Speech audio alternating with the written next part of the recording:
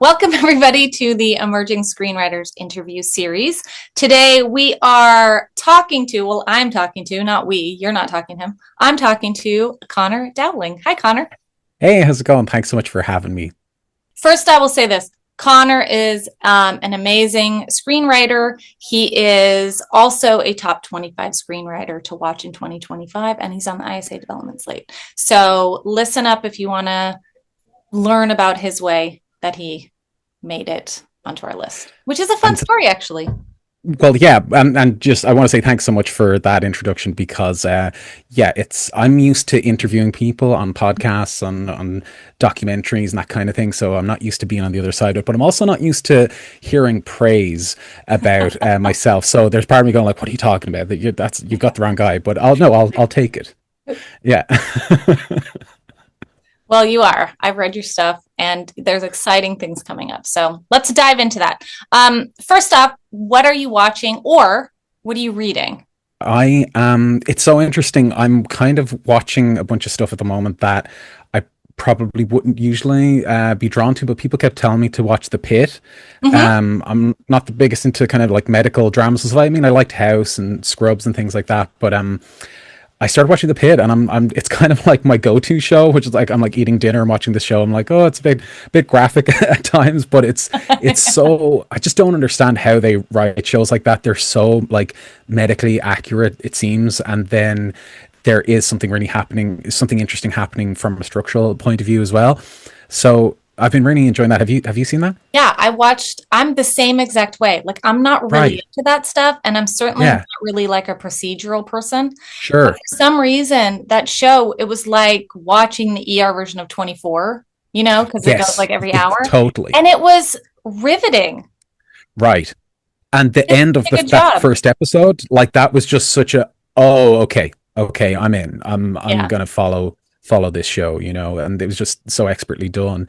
And it's funny because it is like so graphic at times, but Mhm. like, you and I both are big into horror, Yeah. but we're But like, yeah, it's but not different. like not real like stuff that could actually happen to you, you Right. know? Exactly, like the spoiler alert, the eyeball thing. I was like, okay, like, Oh, yeah. and I know we still know it's fake, but like, and yes, I can do gore, but something about like the medical, I'm like, oh. I In was like, that okay, setting, give it's just me a minute. Yeah, it's too real. It's just too yeah, real, yeah. Are you through? Are But you done? no, I'm only Oh, like okay. a few episodes in. Whew. Yeah. So, Okay, buckle up. yeah. And I'm also loving Poker Face season 2 as Mm, well. I think that's just such a fun show. That's like a real kind of comfort show, I yeah. find. And then I've seen Sinners in the cinema twice. I loved Oh, it so much. Were you a fan? interesting. And I loved parts of it. Okay. I thought it was gorgeous. I thought Mhm. the acting was amazing. I loved Mm, all the actors. I loved the music. Story-wise, I wasn't blown away. sure. That's fair enough. It's funny. I was bracing myself a little bit because I feel like we've talked a few times and Mm. I've been like, oh, I love this thing, or I love the Nosferatu or Substance or whatever, and you're like, no, I have some notes, um, which is totally fair enough. But I think it was one of those movies for me. Now, even the second time around, I did have a couple of little kind of like, oh, maybe I would have liked a little bit more, a little bit less of that.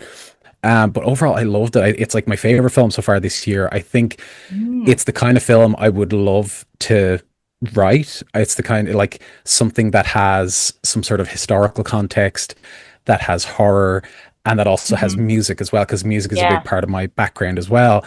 So if they ever make like a prequel about the Irish vampire character, I'm like, I want to be considered to write for that, Well, you know? I just read, and I don't know if it's true or not, but it said that they're talking about a sequel with Michael B. Jordan and Tom Cruise. And I was like, is Oh, I this wonder, is this April Fool's Day? I don't know. So is take it for this nothing. like I saw one thing. I don't know what Lestat with them. Lestat crossover, like Interview with the Vampire, like that? They're both living. They just bam. Yeah. Um, yeah, my thing with it was I, no matter what the story is, I needed to get me in the feels. Mhm. And with all three of those movies that you mentioned that we've discussed, Yeah. none of them got me in the feels. I didn't have Yeah. anything to grab onto Yeah. for Mhm. myself, and I had high hopes. There were parts of Sinners that I was like, okay, that's the thing. Mhm. And then Yeah, and it didn't go. And I was like, I get you. And then and I don't want to give away anything because people haven't seen it, but we'll talk after. There's little things that I'm like, that could have been paid off really well. That could have been paid off really well. And I would have been like, Yeah, oh, but it didn't. And yeah. I Mhm. felt like I was left hanging, Yeah, essentially. I mean, I think my seeing it a second time, I think it was kind of like the climax of the film. It just all happened so fast. I Yeah. was like, oh wow, okay, we're kind of just getting started with the revelations about what's happening, and then it's boom, boom, boom, Yeah. and suddenly it's kind of like into the home stretch. So I was a little bit like, oh wow, like for all of the movies that come out that are like 2.5 hours long and 2 hours and 45 minutes, I'm like, I would have taken an extra 15 or 20 minutes to kind of Totally. flesh out some of those. I wonder if that would have Totally. kind of solved some of your Yeah. kind of issues Yeah. as well with it. We always like to start about your origin story. So, however you want to frame that, if you want to talk about when you were 2 and 3, or, when did you first sort of catch the bug for writing or screenwriting? I was born on a no. Uh, I think I was big into music. Growing up, and in school, surprise, surprise, wasn't a big fan of school. Wasn't the best student. But my two favorite subjects were English and music, and those are two kind of things. Right from primary school into secondary school and graduation. Those are two things that have kind of been with me my whole life. Music was something I was very serious about, and writing was just something that I just did because I enjoyed reading, I guess. But when I left school and dropped out of college, I ended up working in a video store for a while. Mm. And that was somewhere that surprisingly kind of just, it sort of nurtured my like movie buff, but it also kind of deepened my love of films and kind of made me think about like what would it be like to, write my own films, and there is a film industry in Ireland, and this was maybe 17 years ago when I was working in the video store, which it doesn't seem like that long ago, but it was. And at the time, I was very like unconnected from the film industry. I didn't know anyone really who worked in film or anything. So it did seem like a million miles away, kind of like a lot of the stories you hear of people who live like in small towns in America and they have to like go all the way to Hollywood. But like in Ireland, I didn't have a clue people were making films. Now the film industry has grown exponentially since then, in Ireland, and I've become somewhat of a part of it, But back then, it was very much just the movies on the shelves, and that was my only kind of connection to cinema.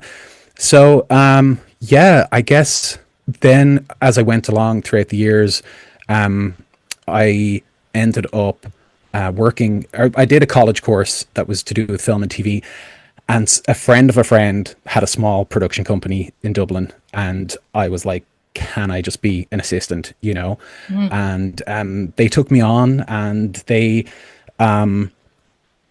really were my mentors, for so long, and they gave me opportunities to produce, to shoot, to edit, to direct. And I learned everything, about making videos for the internet, and they did a lot of kids' TV shows, and then they were also kind of like developing features as well.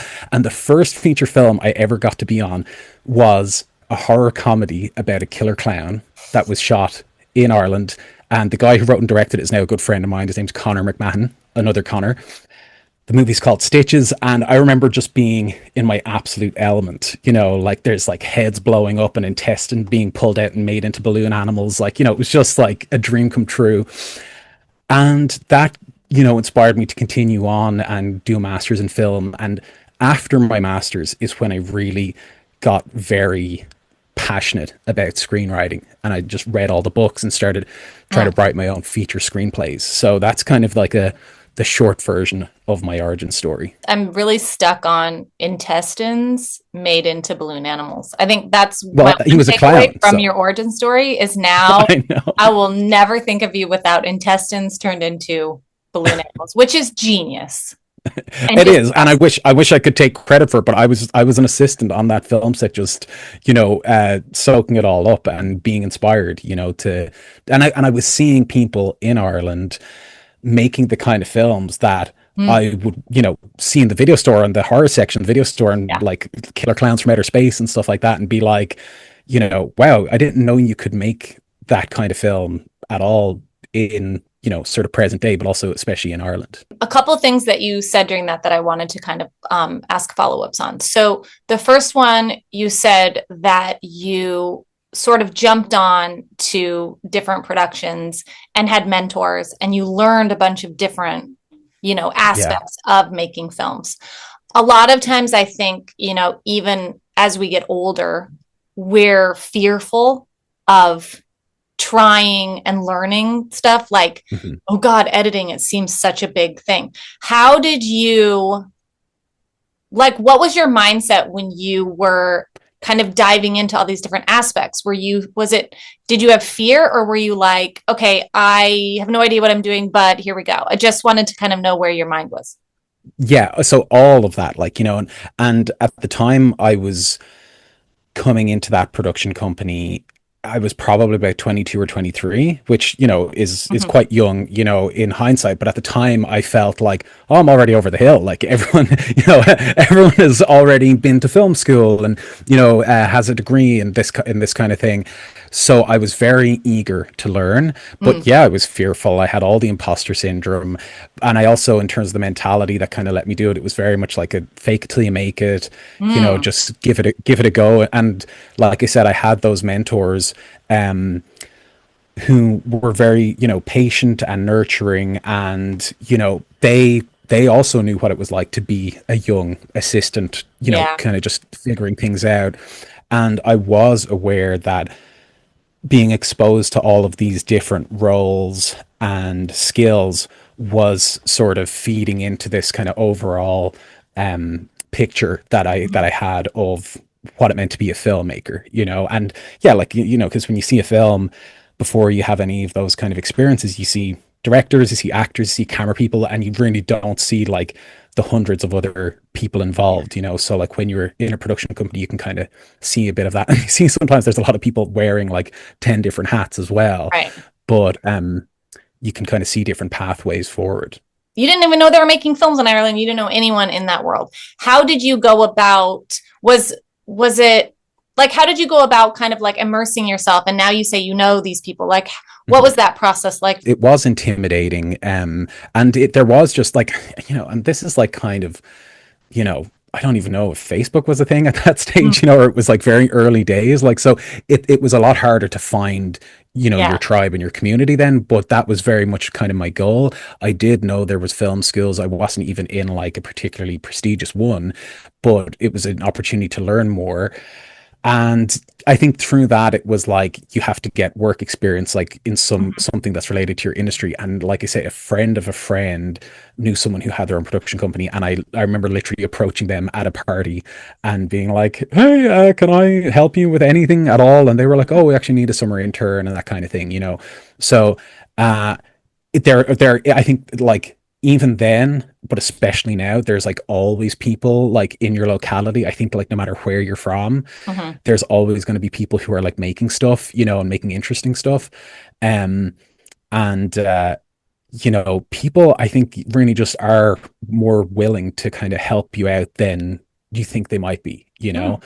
There's definitely a little bit of like, oh well, sure, like, why would they want to help me? I've never been to film school, or I've never had all this experience. But actually people are just really nice and kind of helpful with their time. And I think I'm finally getting to a point like where I'm trying to, you know, be that for other people who come to ask me for advice and kind of ask me to introduce them to certain people. You know, it's like, it's an important kind of part of the journey, I think. Good advice for everyone. Even I think it's a little bit harder as you get older, to sort of offer to help on something, but at the same time, it's not. It's just the perception of it. Yeah, you think it might be harder, but it is. It's also like, oh, I don't know if I feel comfortable kind of putting myself forward to be like, you know, an assistant or making coffee or whatever. But there's definitely a place you can kind of fit in, and even if it's just what I found, even during the pandemic, I did this a lot. Was or because someone did for me. Someone just reached out to me on LinkedIn and was like, hey, I'm just kind of like reaching out to people in my network and being like, do you want to have a virtual coffee and kind of pick each other's brain? And I started doing that as well. And like, I think, yeah, we can totally do that. Like more so, like I said, even then we could. Yeah, sort of the start of the virtual coffee movement. Yeah. Yes, if Yeah. you're not doing that, you should be doing that. Don't ask somebody Which is to kind of what we're doing right ask now. them for a virtual coffee. Yeah. Okay, so let's talk about what kind of scripts you like to write. If you were to describe your brand or your voice, how would you describe Mhm. yourself as a writer? Well, this is interesting. And it's interesting that we're having this conversation because, you know, I came up with a bit of a brand statement Hmm. doing the entertainment business school course like a couple of years ago. And what I came up with as my brand statement is that I write about misfits, monsters, and broken hearts. Okay. And if I had to like compare that to something that I'm like a fan of, like that already exists, is like something like Buffy the Vampire Slayer. Hmm. But I remember after you read my scripts and you were like really like positive about my scripts, I remember you saying like, "Oh, it's interesting because like I'm not totally seeing that kind of, you know, like overarching kind of brand coming through the particular scripts that I had sent." And it really got me thinking. And I think like partially that brand is like aspirational. You know, Yeah. it's like if Yes. I Good could point. kind of like take all the things that I love and work towards making something cohesive that's Yeah, my if, like own. your portfolio, you'd want it like that to be the brand, Yes. like all of your projects combined, but you're not there yet. I feel the same way about, Right. so Right. shout out to Kaya Alexander and Entertainment Business School Yes. because she gave us these things that we should be thinking about, which is Mhm. a very easy brand statement about yourself. And I agree. Like, I don't feel like what I came up with was really reflecting exactly what I have now, but I think as an aspiration, that is what I Yeah. would like it to be. So yeah, that Yes. makes It's perfect sense. right. It's like a vision board, you know? Yeah. And when I came up with that brand statement, suddenly I kind of started to filter like my future projects through that lens as well. And if I had like three ideas for a movie script, I would go, oh, which one should I kind of start and put all of this effort in? I go, well, it's the one that reflects that brand Yeah. clearly. But since you and I spoke, I was like, oh yeah, and I've had some general meetings as well. And every time I tell people my brand, they're like, oh, and they're like writing it down. Like that's really Yeah. interesting. And like again, you know, props to Kaya for giving us that amazing tool. But then I'm kind of going, well, I gotta be able to put my money where my mouth is with Yeah. this brand, you know, and it's been rather than kind of, you know, kicking myself or going, oh, I'm not kind of living up to the brand that I'm sharing. I'm going, well, yeah, this is kind of a like a North Star that I can move towards. Mhm. So now, like the two kind of main projects that I'm working on, that I'm developing from scratch at the moment, are very much in that. You know, they just Oh, fit good. perfectly into that, and it's so exciting. And as I'm writing, I'm going, this is exactly the type of stuff I really want to be writing and want to be known for writing. You know. Let's talk about your scripts. So tell me about just, what genres do you gravitate towards? What stories do you like to tell? What's the, childhood trauma that you had that you're trying to like work out in every script? Or, I mean, that's the truth of it. We're all trying to work out stuff, or like Sure. solve the mystery of like why, Mhm, or if it's, you've had a lot of grief or one big, mhm. huge bit of grief or forgiveness, or like what thematically, what are you drawn to, or what kind of stories are you drawn to? Wow. Okay. So we're going into the therapy portion of the talk. Yes. No, I think I totally get that. I think, you know, again, to talk about like the misfits, monsters, broken hearts aspect of it, like if we kind of zone into the misfits part of it, not the band, I feel like I always gravitate towards like underdog kind of Mhm. stories, you know, and I know the script that I shared with you is very much like sort of underdog as someone who's not being kind of seen or heard, and ultimately like someone who is desperately trying to live up to their potential, you know, Mhm. that kind of word that can be very loaded for for a young Yeah. child to hear.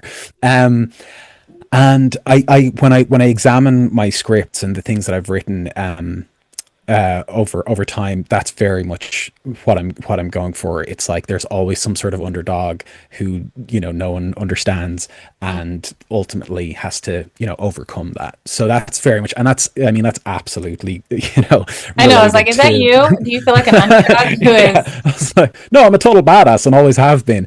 Um no, you know, so that's very much, yeah, I feel like that's me trying to kind of like, work on something for Mhm. myself. I think I'm also someone, and this is probably more of a kind of aesthetic, stylistic kind of side of things, but like, I think I am very much like a product of my influences, the things that I just grew up like consuming, horror, folklore, Mhm. Stephen King, like all of those things. Like, so I feel like I am trying to kind of, be part of that in what I'm doing. Like Yeah.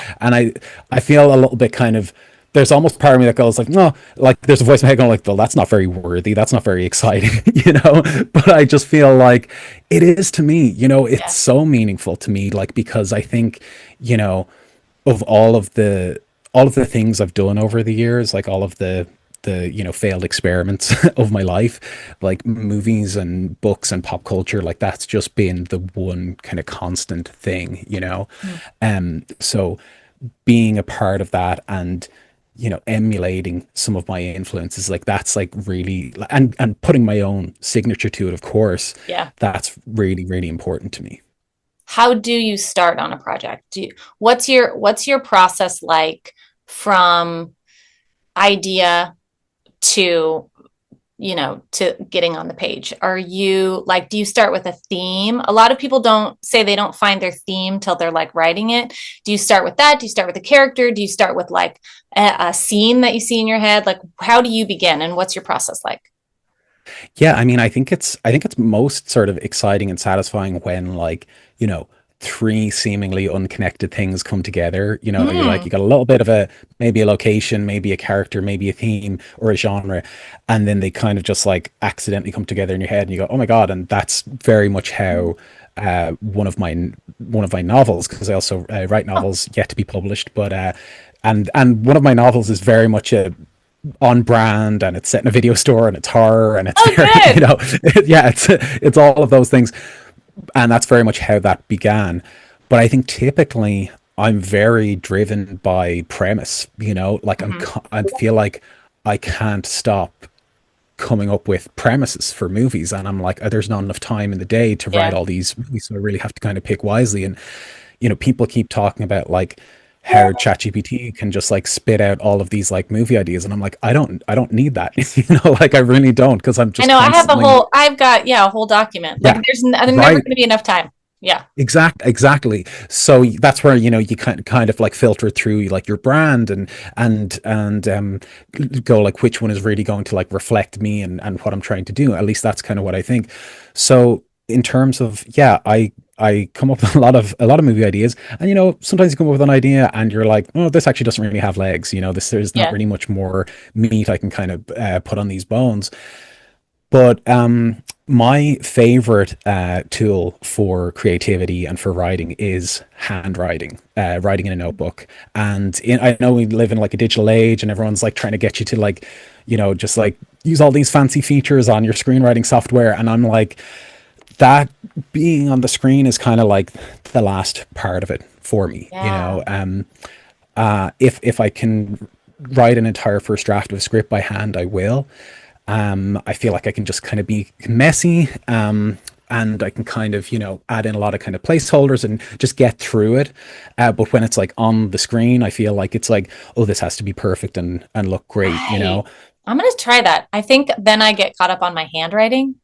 Like when, But you know but what no, I so mean? no one's Like, going like, to oh, see this it, is not a right? good handwriting day, so I can't Sure, do it. Like sure. what? But no, Yeah. no one, no. So no one's going to see it, and it's funny Yeah. because I remember intuitively that was kind of how I started writing, and I wrote an entire novel by hand. Okay, and like 80,000 words, total insanity. Um, and a lot of people were kind of like, oh no, I just go straight to the computer. And I remember I took the handwriting out of it for a couple of years, and then I started to see all of these articles that were coming out that were supporting this idea that like when we write by hand, we actually like make more like neural pathways in our Yeah. brain, like something to do with like the way your hand is like actually shaping and creating the letters. So I was like, well, that has to be a good thing if you're writing and creating. And then also like how they're finding that kids are like learn better from like paper books and writing and stuff than they do from screens. So I went back to the handwriting, and when I have an idea for a movie and I'm ready to kind of like approach it, because I do let it percolate for a while and I kind of digest it, and I might take down little notes in my phone like when I'm on the go.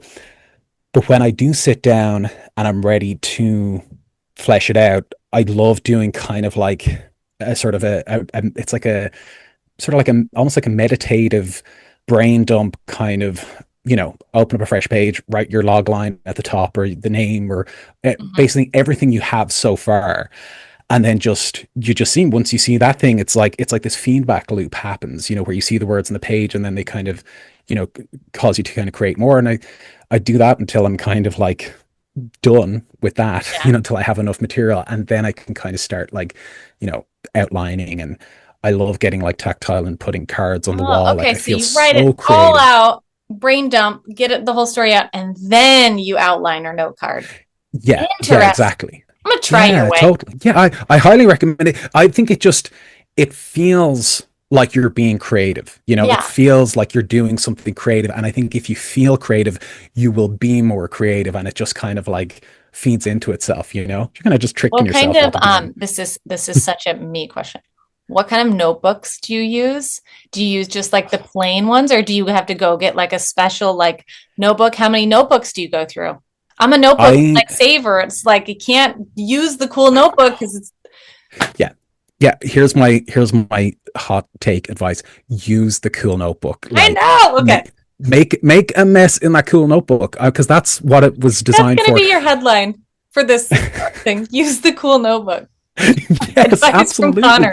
Use the Use the cool notebook, you guys. Use it. a cool notebook full of scribbles is better than a An pristine empty unused one. notebook. Yeah, because Yeah. imagine in years later when people, find your relics and they open up Yes. this cool notebook expecting it Mhm.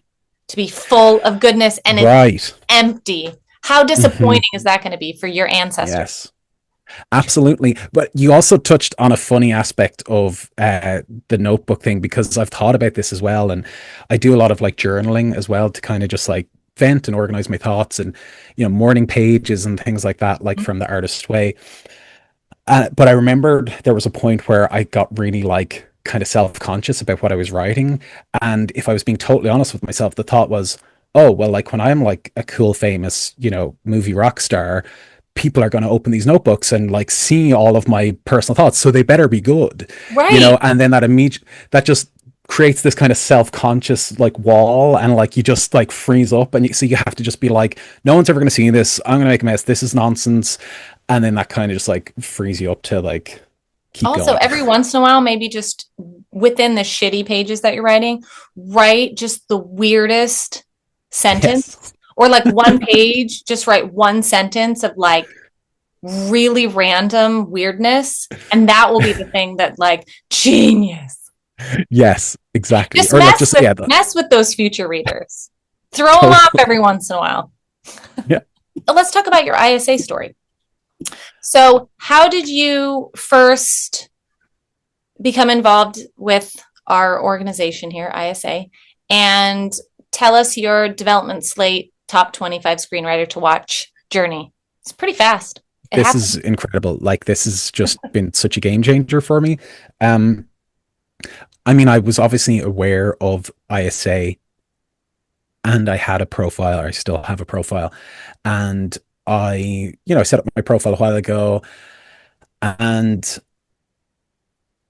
I kept seeing people, writers that I know were like getting these cool shout outs and accolades and success stories and stuff like that. And I was like, oh, like, how do I be part of this like really cool community and like, get similar kind of opportunities? And the craziest thing happened where I was in LA. I was at a networking event that was hosted by Kaya Alexander. All roads lead back to Kaya, with the Entertainment Business School, and she got us all to like introduce ourselves to each other, and you and I started chatting Mhm. about our experiences in reality TV. Don't know if I'm allowed to say Yeah. that. I don't know if your audience know that.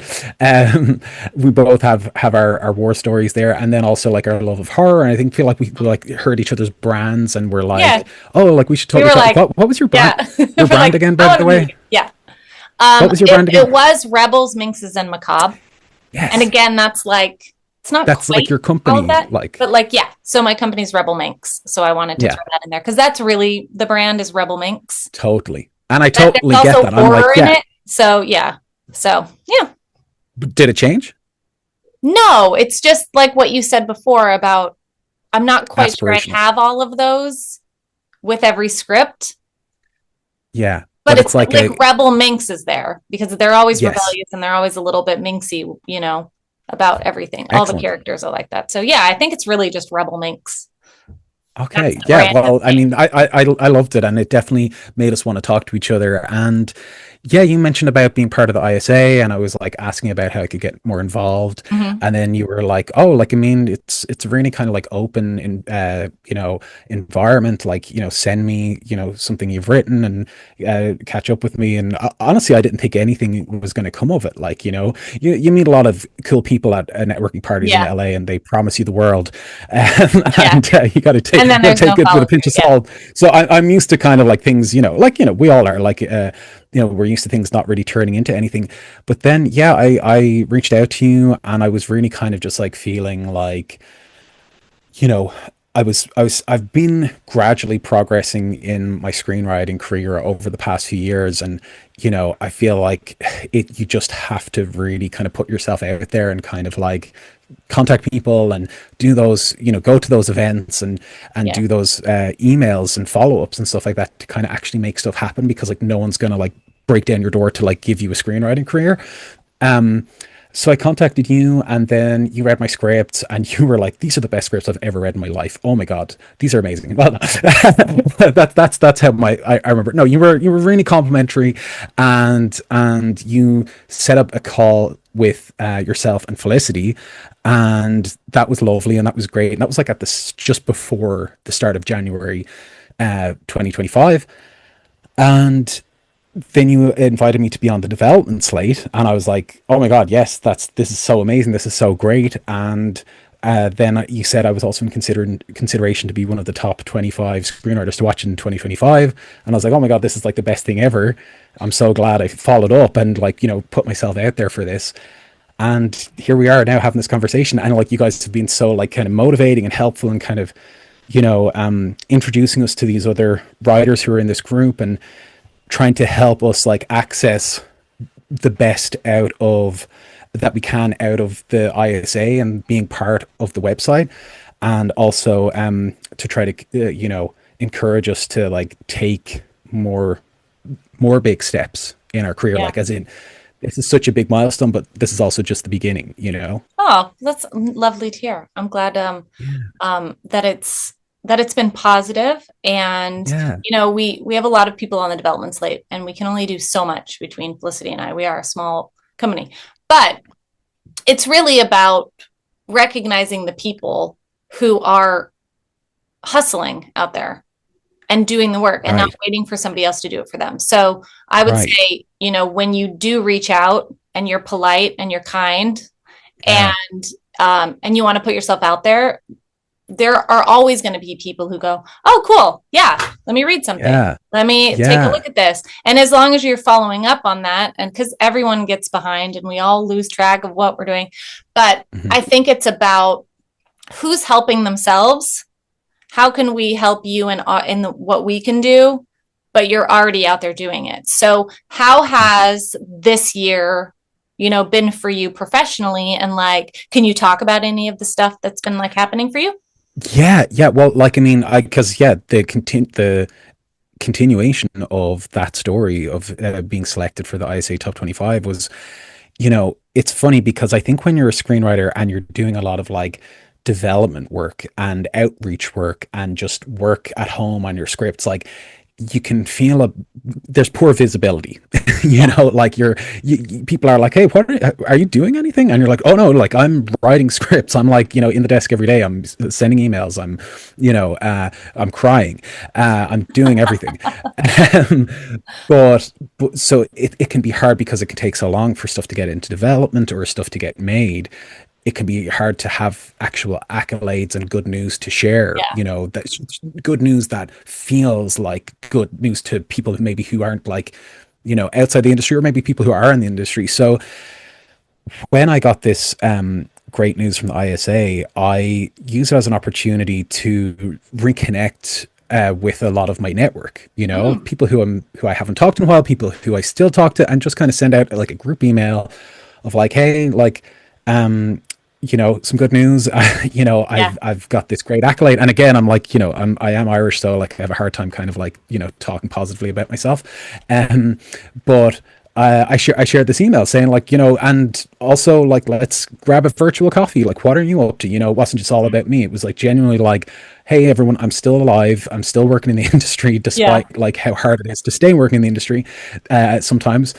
And, I just got lots of like really positive response from people who I maybe haven't talked to in a while, people who are, close colleagues and people who I've kind of lost touch with a little bit. And one of the people who I included in the email kind of like included just like, because I kind of thought that the conversation had ran cold, Mm, and it was an agent who a friend in the industry had introduced me to like many years ago. And for whatever reason, their company just hadn't been taking on new writers, and they were kind of having changes in their company, and they were busy with their slate of writers. And the conversation was like, oh, thanks, like back a few years ago, it was like, oh, thanks for sending me your script, and maybe let's get in touch in a while. And I just kind of like hadn't spoken to them in a while. The last we had spoken, she had read a script of mine, or I had sent it to her, and she said she'd read it, and then we just like didn't hear from like 6 months. So I've had enough kind of trails run cold where I'm just like, oh, yeah. this isn't kind of going anywhere. But I sent her this email, just at the last second, included her, and she was one of the people who got back to me and was like, oh my god, that's so amazing, the ISA, that's great, top 25, that's so cool. Oh, by the way, I've read your script, it's great. We're starting to look at like finally able to look at like taking on new writers again. Do you want to have a catch-up call in a few weeks? Have you got any other scripts to send? I see on your ISA profile you've got some horror script, you've got some comedy script, like can you send me those as well? Yeah, the system works, people. And I was like, yeah, okay, this is great, amazing. And she read the scripts, and we set a date, and we met, and we had like a 2 hour Zoom call. And at the end of the call, she said she'd love to work with me and represent me. And like, I was blown away. I was so happy. And it was just such a genuine organic connection. Cause a lot of the Yeah. time I feel like I've been like kind of cold calling agents who don't know me and don't owe me anything, Yeah. and I'm like, hey, do you want to give me a career? And they're like, no, sorry, I'm busy. But this just felt like a real kind of like authentic connection, to make like in terms, she liked my scripts and liked my versatility as a writer, that I do multiple Mm, genres. They do a lot of stuff in kids TV, and I do a lot of animation and kids writing as well as horror as well. mhm. And now we're working together, and like still like every time I get an email from her, I think like, oh, she's discovered I'm a fraud, and she's gonna, She's this is breaking the up with email me. where she's, Yeah. yeah. Like, every time, like, so I'm You're trying like, to kind of "Ugh." like, yeah, exposure therapy myself on that one. But no, it's so far it's really good. And I feel like, she is an agent, and I know your agent doesn't like, you know do all of the work for you. I'm Mhm. not under any illusion that that's the case, but I do feel like she really is a partner, and I feel like she's like sending me like, hey, here's 10 companies in Ireland who like you've never talked to, let's talk to them. Here's 10 companies in the UK, and here's people, like I feel like she's kind of operating as a bit more like a manager, which Awesome. is, and she's giving me feedback on scripts, and and I'm like pitching like some of my ideas, and she's like, and I'm like, out of those four ideas, which ones do you think I should go like pursue? And she's like, oh well, they're all great, but like I like these two the most, and I can Mhm. see a path to production for those two, so like it's amazing. And that definitely like came out of like, this like, meeting you at an entertainment business school event in LA. I'm so happy for you. Do you, speaking because you guys are working Ireland, and is she in Ireland, or where's she She's based? in the UK. Okay, so UK. Yeah. Do you think, so we all know that, the American film industry right now is in a bit of a flux, we'll say it positively. It's in flux. How Sure. is the industry in UK, in your area? The thing you keep hearing, it's a global industry, Yeah. so like everything affects each other. I mean, Ireland is interesting. It's very much like a tax shelter kind of country for like the bigger productions. They're constantly making like big like streamer movies in Ireland and studio films in Ireland. We've like a ton of studios and tax breaks and stuff, and an amazing crew, Mhm. like really talented crews. So even though we have our own kind of like indigenous film industry, we also are very much reliant on a lot of the stuff that comes out of the States, and we are noticing a bit of a kind of a slowdown there. Yeah. There was supposed to be this massive studio built in Wicklow that was going to be kind of like a bit of a like Irish Hollywood because there's already a massive studio there. But there's a big Wicklow studio that is no longer going into construction because streamers have like kind of slowed down. I just read that the other day. So everywhere is affected, definitely, by what's happening in the States. And I think the States has always been kind of like the canary in the coal mine for like everything else. We Yeah. in Ireland, I've always joked, we get things like 10 years later than the States. Like, like we still had video stores like, 5 years after Netflix took over America, but then, and people were going, hey, like, should we be worried about this whole Netflix thing? And all the video store people were like, no, this is going to last forever. Let the good times roll, And of course, they're all gone now as well. So I think, if it's happening in the States, it's going to affect everywhere. Mhm. But at the same time, I do think that there are opportunities here in Ireland and in the UK for a lot of production that's kind of happening independently of what's going on Mhm. there. So those are very much like kind of avenues that I'm exploring as a writer. That's encouraging, even though we know, what you said about they influence each other. But I think that's, True. yeah, not everything we're not only US centric when it comes to Yeah. filmmaking and But also I know there is so much like, devastatingly negative things happening in the world and in the film industry and obviously in the States, and LA is having a really hard time in so many ways. But there is just part of me that just is kind of hopeful, and like all of my optimism hasn't been totally destroyed. yeah, I think there are still exciting things happening in the industry. I think it is still possible to make a career. I think things might look a bit different, to kind of what they did, but they're always changing, and yeah. I feel like I was reading something about the studio, the Seth Rogen show, and they were saying that like there was all of these narratives kind of happening like in the 50s, people being like Hollywood's dead, like forget about it, because that's how they talked back then. Yeah. Um, but but I think I don't know. I just feel like it's gonna work out, but we're in like a really like chaotic and We're in the crappy waiting time. place. We are. Yes. Like the Dr. Seuss book, Oh, the Places You Will Go. There's the Exactly. waiting place. And I feel like that's where we're at. We're just waiting. Yeah. And so much of building a career in film and TV is like, how much can you wait? How much Right. can you hold on and persevere? Because I could have walked away so many times, Yeah. but as they say, I didn't come this far to only come this far. Yeah. Yeah. You just have to keep going. That's like the number one.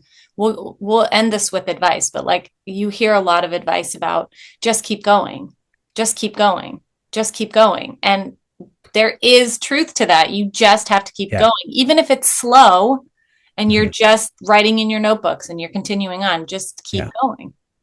So for you, Yeah. what's the best advice that you've ever gotten? I mean, yeah, I think that just keep going.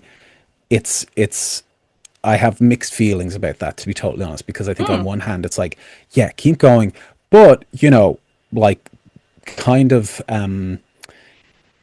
you need to we have to live, we have to live, we have Yeah. to pay the rent, we have to survive, so don't keep going like at all costs. You Sure. can take breaks. You Yeah. can take breaks, and it'll always be there. It'll always be there. I have taken so many breaks and come back to projects that I thought were kind of done, and I've come back to them and they're taking off now. Oh, oh, good. So yeah, absolutely. Like, I mean, the main script of mine that you read, like, I mean, I've walked away from that so many times and come Mhm. back to it, and it was like the fifth time coming back to it that the funding and the recognition and kind of accolades started to kind of finally happen. But in the meantime, I was working on other things to kind of pay the bills and clear my head a little bit. So it is okay to kind of take a pause.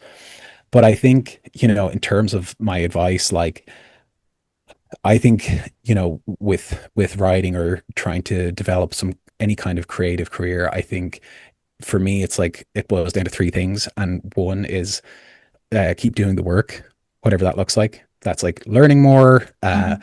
doing the writing, doing classes, doing workshops, keeping kind of like up to date and growing.